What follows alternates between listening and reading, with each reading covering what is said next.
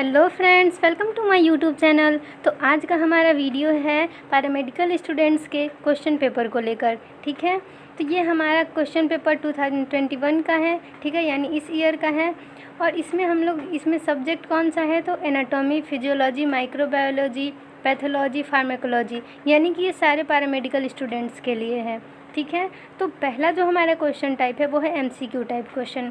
तो इसमें हमारा पहला क्वेश्चन है, the gastrointestinal tract includes all of the following except. तो इसमें फर्स्ट ऑप्शन है ओइसोफेगस, दूसरा है हमारा लीवर, और तीसरा है स्टमक, और चौथा है स्मॉल इंटेस्टाइन। तो पूछ रहा है हमारा क्वेश्चन कि GI ट्रैक्ट यानी गैस्ट्रोइंटेस्टाइनल ट्रैक्ट में मतलब इन सब में कौन सा ऐसा है जो कि उसमें नहीं आता है। ठीक है, गैस्ट्रोइंटेस्टाइनल ट्रैक्ट का ये पार्ट नहीं है।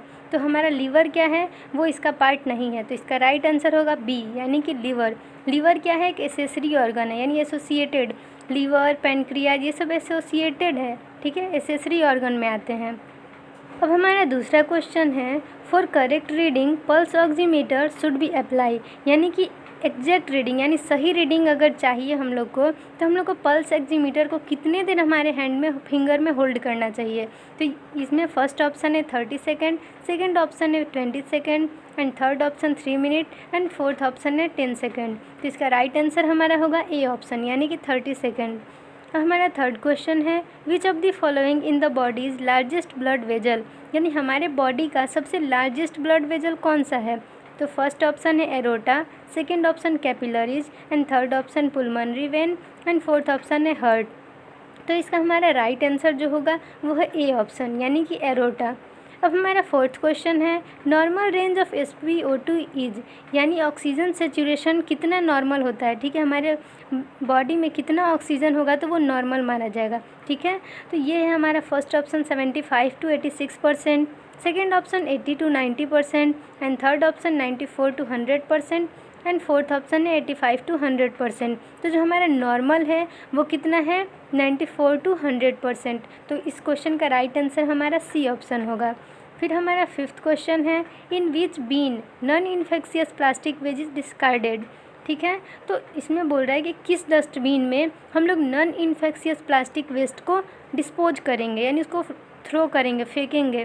तो इसमें first option yellow, second option blue, third option red, and fourth option black. ठीक है, ब्लैक है फोर्थ ऑप्शन। तो अब हमारे इसमें जो राइट आंसर होगा वो होगा ब्लैक, यानी कि डी ऑप्शन। तो येलो जो होता है हमारा, उसमें हम लोग क्या, ह्यूमन एनाटॉमिकल वेस्ट हो गया, एनिमल का एनाटॉमिकल वेस्ट हो गया, यानी ब्लड से सना हुआ या फिर कोई कटा छटा पार्ट है बॉडी का, वो सब थ्रो करेंगे। ठीक है, और भी इसमें डाले जाते हैं। ठीक है, और हमारा ब्लू में क्या होता है कि जितने भी ग्लास के मटेरियल हैं वो सब थ्रो करते हैं। रेड में हमारे इन्फेक्शियस प्लास्टिक वेस्ट को थ्रो करेंगे। ब्लैक में जितने ड्राई होते हैं या फिर जैसे फ्रूट्स हो गए हैं, वेजिटेबल्स, मतलब वो खाने पीने का चीज़ है, ड्राई चीज़ें हो गई। ठीक है, ड्राई थिंग्स, तो वो सब को हम लोग उसमें थ्रो करेंगे। पेपर हो गया, फिर प्लास्टिक हो गया जो कि नॉन इन्फेक्टेड है, तो वो सब हम ब्लैक में थ्रो करेंगे। तो हमारा फिफ्थ क्वेश्चन का जो राइट आंसर है वो है डी ऑप्शन, ब्लैक। अब हमारा सेकंड क्वेश्चन है राइट और रॉन्ग के लिए, यानी कि इसमें स्टेटमेंट दिया है और हमें बताना है वो सही है या गलत है। सही होने पे राइट लिखना है और गलत होने पे रॉन्ग लिखना है। तो हमारा फर्स्ट क्वेश्चन है इसमें, इंटेंसिव स्पायरोमीटर, इसमें रेस्पिरोमीटर भी है, स्पायरोमीटर भी बोलते हैं। रेस्पिरोमीटर हैव 4 चैम्बर। तो हम लोग को पता है कि स्पायरोमीटर क्या होता है, लंग के कैपेसिटी को ठीक करने के लिए, लंग्स की क्षमता बढ़ाने के लिए है। ठीक है, तो इसमें क्या होते हैं कि जो ये स्पायरोमीटर है उसमें 3 चैम्बर होते हैं। ठीक है, रेड ब्लू ग्रीन होगा किसी में रेड येलो ब्लू होगा। ठीक है, तो ये 3 चैम्बर होते हैं, इसमें 4 चैम्बर नहीं होते हैं। तो ये हमारा क्या है, गलत है, रॉन्ग। फर्स्ट है रॉन्ग। सेकेंड हमारा क्वेश्चन है, oral route have 100% bio availability.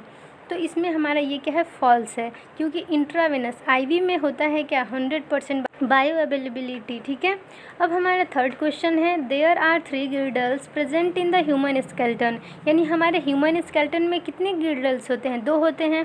एक होता है पेल्विक और एक होता है पेक्टोरल। तो ये भी हमारा रॉन्ग है, तो इसका राइट आंसर होगा थर्ड का, रॉन्ग, यानी कि 3 गिल्डल्स नहीं होते हैं हमारे ह्यूमन स्केलेटन में, 2 गिल्डल होते हैं, एक पेल्विक और एक पेक्टोरल। अब हमारा फोर्थ क्वेश्चन है, अ रोड शेप और cylindrical shaped bacteria is called a bacillus. यानी कि जो साइलिंड्रिकल शेप और रोड शेप का जो बैक्टीरिया होगा उसे हम लोग बेसिलस भी कहते हैं, ठीक है, बेसिलस कह सकते हैं। तो वो हमारा क्या है, ये ट्रू है, ठीक है, सही है।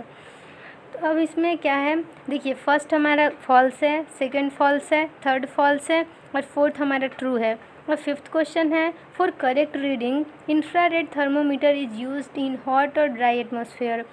तो देखिए अगर करेक्ट रीडिंग हम, इंफ्रारेड थर्मोमीटर क्या होता है, बिना कांटेक्ट में आए हुए किसी भी पर्सन का वो टेम्परेचर ले लेगा, ठीक है, बॉडी टेम्परेचर।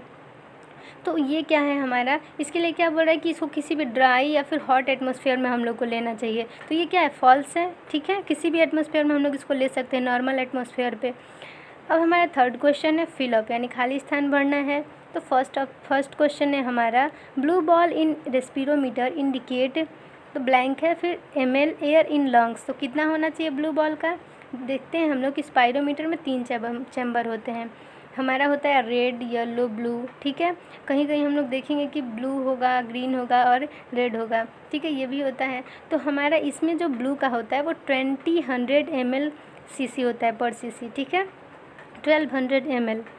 अब हमारा सेकंड क्वेश्चन है, loop of Henle is a part of. तो लूप ऑफ हेनले किसका पार्ट है, तो हमारे किडनी का जो नेफ्रॉन होता है, किडनी का फंक्शनल यूनिट कौन सा है, तो नेफ्रॉन है। तो नेफ्रॉन का पार्ट कौन है, लूप ऑफ हेनले। तो loop of Henle is a part of nephron. अब हमारा थर्ड क्वेश्चन है, ADH स्टैंड फॉर। तो ADH stands for anti diuretic hormone.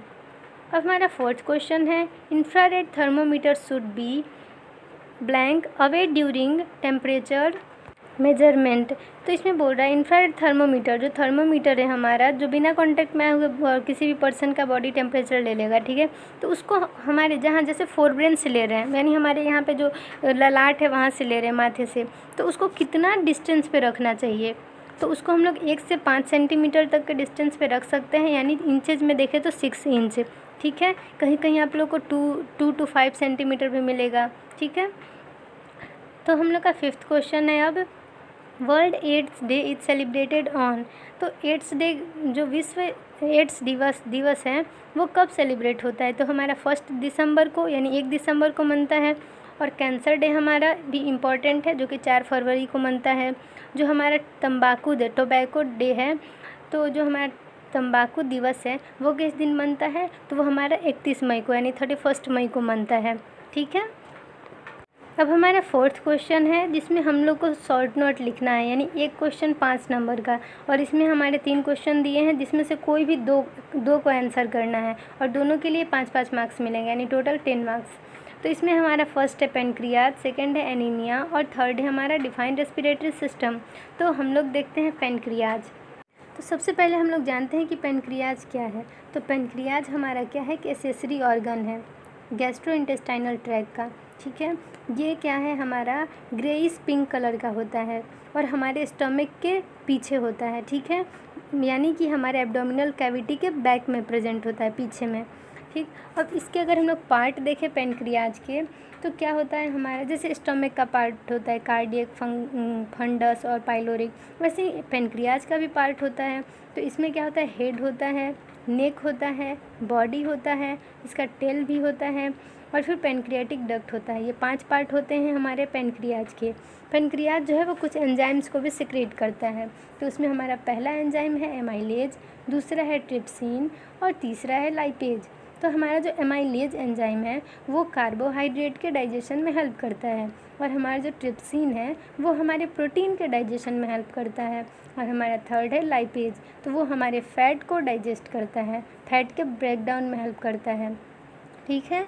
तो अब हमारा देखिए प्रोटीन किस में टूट जाएगा, एमिनो एसिड में, और फैट किस में, फैटी एसिड और ग्लिसरॉल में, ठीक है। तो इस तरह से पेनक्रियाज कुछ एंजाइम्स को सिक्रेट करता है। इसके पार्ट्स के बारे में हम लोगों ने देखा, फिर इसका लोकेशन देखा, इसका कलर देखा कि ग्रेइश पिंक कलर का होता है, हमारे एब्डोमिनल कैविटी के पीछे में प्रेजेंट होता है, ठीक है। अब हम लोग देखेंगे इसका फंक्शन क्या है। तो ये क्या है इसका मेन फंक्शन, ये फैट, प्रोटीन और कार्बोहाइड्रेट को डाइजेस्ट करता है, ठीक है, और वो भी किसके एक्शन से, तो एंजाइम, इसमें एंजाइम प्रेजेंट होते हैं जो कि किसको डाइजेस्ट करते हैं, फैट को, कार्बोहाइड्रेट को, प्रोटीन को, ठीक है। अब ये जो हमारा पेनक्रियाज है वो एक्सोक्राइन और इंडोक्राइन दोनों में आता है, ठीक है। यानी कि इसमें डक्ट, ये डक्टलेस भी है और इसमें डक्ट भी होता है, ठीक है। यानी एक्सोक्राइन में देखें तो ये क्या करता है, पेनक्रियाटिक जूस और एंजाइम्स को सिक्रीट करता है, ठीक है। और अगर हम लोग इंडोक्राइन पार्ट, अगर इंडोक्राइन देखें कि इंडोक्राइन सिस्टम में पेनक्रियाज कैसे आता है, तो देखें तो ये हार्मोन को सिक्रीट करता है, ग्लूकागोन और हमारा इंसुलिन। इंसुलिन जो है वो बीटा सेल के द्वारा क्या होता है कि सिक्रीट होता है, और हमारा जो अल्फ़ा सेल है वो ग्लूकागोन को सिक्रेट करता है। ग्लूकागोन क्या करता है कि इंक्रीज कर देता है शुगर के लेवल को, और जो इंसुलिन होता है वो डिक्रीज कर देता है ग्लूकोज यानी शुगर के लेवल को, ठीक है। तो इस तरह से हम लोग पेनक्रियाज के बारे में जाने कि वो एक्सोक्राइन पार्ट होगा तो वो हमारा जूस को सिक्रीट करेगा, एंजाइम को सिक्रीट करेगा, और हमारे फैट, प्रोटीन और कार्बोहाइड्रेट को डाइजेस्ट करने में हेल्प करेगा। इसके पार्ट को हम लोगों ने देखा पेनक्रियाज के, ठीक है, जिसमें कौन कौन से पार्ट है, हेड, नेक, बॉडी, टेल और पेनक्रियाटिक डक्ट, ये 5 हैं। इसका कलर ग्रेइश पिंक कलर है, और ये हमारे स्टमक के पीछे लोकेटेड है यानी पीछे प्रेजेंट है। और इसका अगर हम इंडोक्राइन पार्ट देखें तो ये अल्फ़ा सेल, बीटा सेल जो होते हैं पेनक्रियाज में, वो हमारे जो अल्फ़ा सेल है वो ग्लूकागोन को, और जो हमारा बीटा सेल है वो इंसुलिन को। इंसुलिन जो है वो क्या करेगा कि ग्लूकोज लेवल को कम कर देगा, और जो ग्लूकागोन होगा वो ग्लूकोज लेवल को बढ़ा देगा, ठीक है। तो इस तरह से पेनक्रियाज हम लोगों ने डिस्कशन किया। और हमारा दूसरा टॉपिक है एनीमिया। तो हम लोग सबसे पहले जानेंगे कि एनीमिया होता क्या है। तो ये क्या है, it is the disease cause due to deficiency of oxygen in blood and disturbance between production and destruction of RBC. यानी क्या होता है कि जब हमारे बॉडी में जो आरबीसी प्रोडक्शन होता है, बोन मैरो के द्वारा आरबीसी का प्रोडक्शन होता है रेड ब्लड सेल्स का, उसका प्रोडक्शन, ठीक है, और ये डिस्ट्रक्शन यानी वो बनता है, जो आरबीसी रेड ब्लड सेल्स है वो बनेगा और फिर डिस्ट्रॉय हो जाएगा यानी ख़त्म हो जाएगा, ठीक है। तो इसमें जब इस साइकिल में हमारा क्या आ जाएगा, डिस्टर्बेंस क्रिएट हो जाएगा यानी अच्छे से नहीं होगा, तब एनीमिया हो सकता है। और एक होता है कि जब हमारे ब्लड में ऑक्सीजन की कमी हो जाए, तो ऑक्सीजन कम है तो हीमोग्लोबिन नहीं अच्छे से काम करेगा, ठीक है। तो एनीमिया क्या होता है कि ये ऑक्सीजन का जब कमी हो जाएगा ब्लड में तब होगा, और आरबीसी यानी रेड ब्लड सेल्स जो है वो उसके बनने और टूटने की प्रक्रिया में डिस्टर्बेंस होगा तब। अब एनीमिया भी बहुत तरह से होते हैं, बहुत प्रकार के होते हैं, ठीक है। तो मेनली हम लोग इसको देखेंगे कि मतलब 8 टाइप के होते हैं। पहला होता है मेगालोब्लास्टिक एनीमिया, दूसरा होता है पर्नीशियस एनीमिया, तीसरा होता है हीमोलाइटिक एनीमिया, चौथा होता है सिकल सेल एनीमिया, पांचवा होता है एप्लास्टिक एनीमिया, छठा होता है सिडेरोब्लास्टिक एनीमिया, और 7वां होता है हमारा 7वां आयरन डिफिशियंसी एनीमिया, और 8वां होता है माइक्रोलाइटिक हाइपोक्रोमिक एनीमिया। तो इसमें मेनली हम लोग को जानना है मेगालोब्लास्टिक और pernicious anaemia, haemolytic anaemia, aplastic anaemia, और मेनली हमारा क्या होता है आयरन डिफिशियंसी एनीमिया, यानी आयरन की कमी से, फॉलिक एसिड की कमी से हो जाता है बॉडी में, ठीक है। एनीमिया का कारण है ये बहुत बड़ा। तो मेगालोब्लास्टिक एनीमिया क्या होता है, तो ये क्यों होता है, क्योंकि हमारे बॉडी में विटामिन B12 यानी साइनोकोबालामाइन की कमी हो जाए तब, और फॉलिक एसिड की कमी हो जाए तब हमारा क्या होगा, मेगालोब्लास्टिक एनीमिया होगा। अब हमारा दूसरा है पर्नीशियस एनीमिया। इसमें क्या होता है कि ये हमारे विटामिन B12 की कमी से, बस साइनोकोबालामाइन की कमी होगी हमारे बॉडी में, तो पर्नीशियस एनीमिया हो जाएगा। और हमारा थर्ड है हीमोलाइटिक एनीमिया। तो ये क्या होता है कि जब हमारे बॉडी में क्या होगा कि आरबीसी का जो डिस्ट्रक्शन होता है यानी वो बर्बाद होने लगेगा, वेस्ट होने लगेगा ज़्यादा, ठीक है। तो जब उसका डिस्ट्रक्शन बढ़ जाएगा आरबीसी का, रेड ब्लड सेल्स का, तब हमारा हीमोलाइटिक एनीमिया हो जाता है।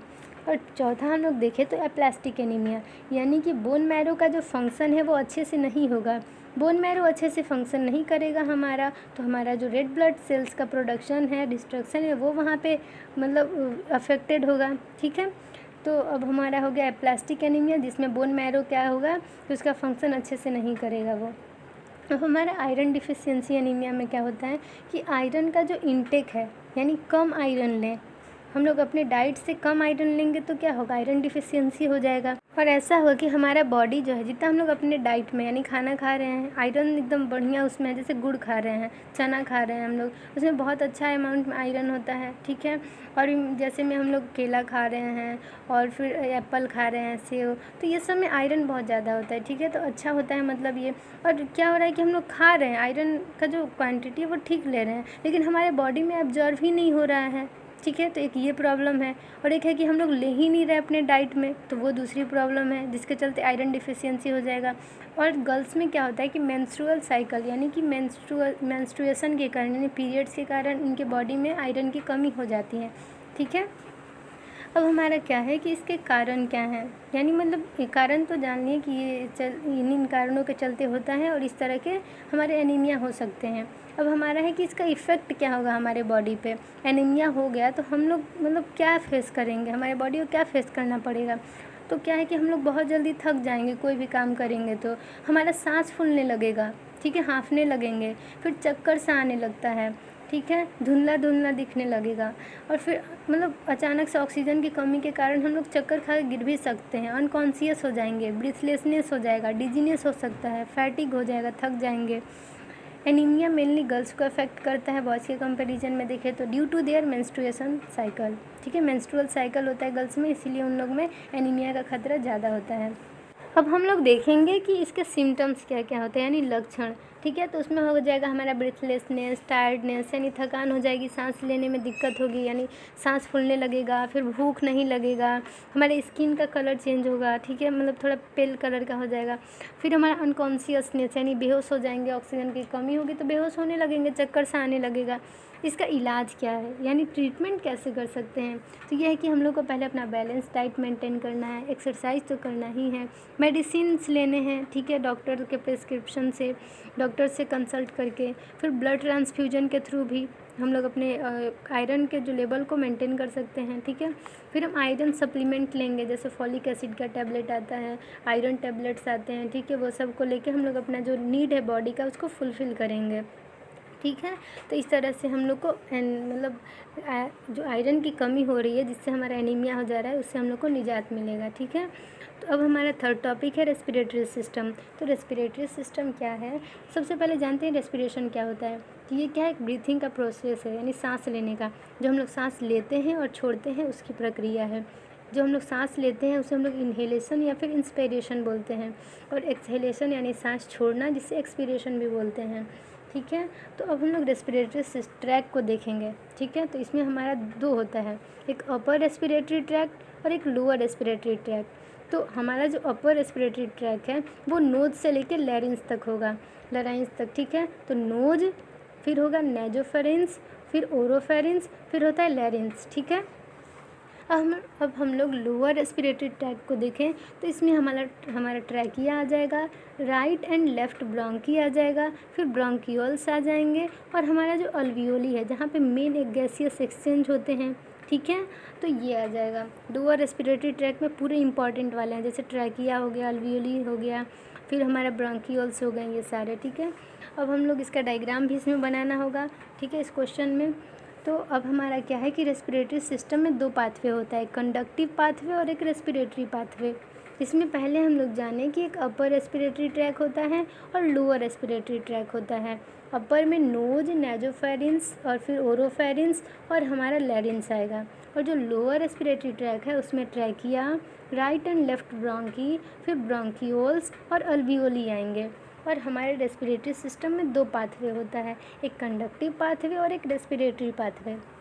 तो जो हमारा कंडक्टिव पाथवे होता है उसमें हमारा नोज और फिर फेरेंस और फिर लैरिंग्स आएगा, ट्रैकिया आएगा, प्राइमरी एंड सेकेंडरी ब्रोंकियल्स आएंगे, ये सारा कंडक्टिव पाथवे है। और हमारा रेस्पिरेटरी पाथवे देखें तो इसमें हमारा टर्शियरी ब्रोंकियोल्स और अल्वियोली आएंगे। जो हमारा ब्रोंकियोल्स होते हैं वो क्या, जो मेन आया है यानी जो यहाँ से आ रहा है, ट्रैकिया से होते हुए आ रहा है, लंग्स में एंटर कर रहा है, वो हमारा क्या है, प्राइमरी है। फिर वो 2-3 पार्ट में बढ़ जाता है तो वो हमारा सेकेंडरी है। फिर वो भी बहुत ज़्यादा पार्ट में जो फाइन एकदम पतले पतले होते हैं आगे, वो सारा क्या है, टर्शियरी ब्रोंकियोल है। फिर उसके बाद जो वहाँ पे एक बैलून लाइक स्ट्रक्चर होता है, सेक लाइक स्ट्रक्चर, उसको हम लोग अल्वियोली कहेंगे। सबसे पहले एयर कहाँ से एंटर करता है, तो हमारे नोज से, और जो मेन गैस का एक्सचेंज जो होता है यानी जहाँ से प्यूरिफिकेशन होता है वो हमारा अल्वियोली है। ठीक है। हमारे रेस्पिरेटरी ट्रैक का फंक्शन क्या है, तो ये क्या करता है, हमारे बॉडी में क्या करेंगे, ये ऑक्सीजन को सप्लाई करेंगे और जो CO2 है, कार्बन डाइऑक्साइड को क्या करेंगे, डिस्पोज करेंगे। ठीक है। अब ये क्या करता है, फ़िल्टर करता है एयर को। तो एयर के फिल्ट्रेशन के लिए हमारे नोज में हेयर होते हैं और अल्वियोली होता है। अल्वियोली में एक्सचेंज करेगा यानी प्यूरिफाई होगा, और जो हेयर में होता है, हमारे नाक में क्या होता है, बाल होता है, जो भी डस्ट होंगे एयर में वो सारा वहीं पे मतलब वो हो जाता है, फ़िल्टर हो जाता है। और तीसरा काम है हमारे रेस्पिरेटरी ट्रैक का कि वो हमारा जो ब्लड का pH है यानी 7.4 होता है, उसको वो मेंटेन करता है, कंट्रोल करता है। ठीक है। तो इस तरह से हमारा रेस्पिरेटरी ट्रैक ख़त्म हुआ। मैंने पूरे क्वेश्चन पेपर को डिस्कशन कर दिया। अगर कहीं भी कोई कन्फ्यूज़न हो, डाउट हो तो प्लीज़ कमेंट सेक्शन में कमेंट करें। Thank you for watching my video. और हाँ, प्लीज़ मेरे चैनल को लाइक करें, सब्सक्राइब करें और ज़्यादा से ज़्यादा शेयर करें, ताकि आप लोग को इस जो भी नई आने वाली वीडियो हो वो मिल सके।